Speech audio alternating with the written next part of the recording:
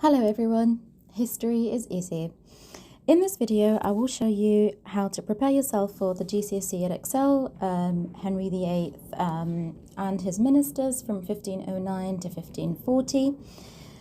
The areas that I'll cover with you is society and government in 1509.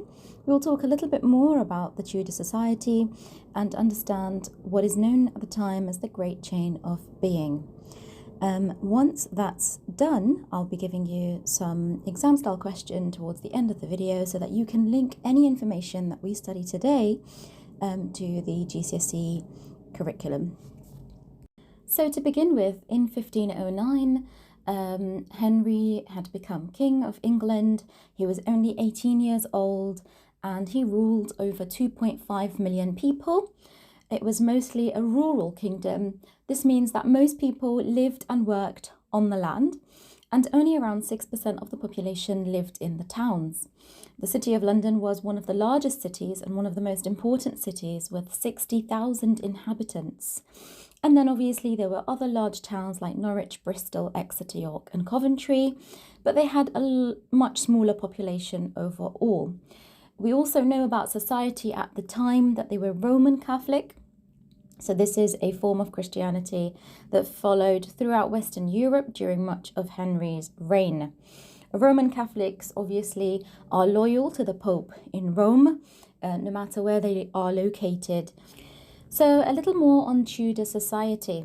Henry's England was hierarchical. So this basically means that society ranked people based on their wealth and social status. And there were very limited opportunities to move up the social ladder. So it was obviously very difficult to climb up, and most people had to just know their place and then just respect those that were above them. This was also basically the concept of the Great Chain of Being. So they had this view that God was at the very top, and then humanity comes just below that, and then animals, then plants, then minerals. And as you may know, most people could not really defy the odds and move up the social ladder, except for some very few talented individuals like Wolsey and Cromwell. And you will realise as we go through the curriculum the difficulties that Wolsey and Cromwell also face as Henry's closest ministers, due to the fact that they were not born from a noble background. So in this next part of the video, I'm going to take you through one exam style question. This is one of the 4 markers. They are usually describe questions. In this case, describe 2 features of English society in 1509.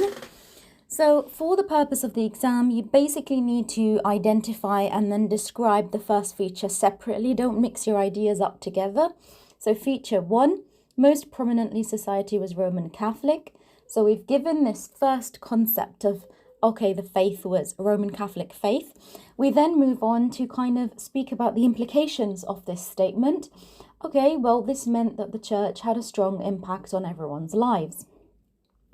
Feature 2, most people lived in the countryside. And then obviously this means that only 6% of the population lived in towns. And those in the countryside worked as tenant farmers on the land, okay? Or you could say they worked and lived on the land. So if we are to go back and actually double check, have we said 2 statements about feature 1? Have we said 2 statements about feature 2? Yes. Am I going to award 2 marks for this kind of answer? Yes. I hope you have found my video useful. Don't forget to follow and like my page. Thank you.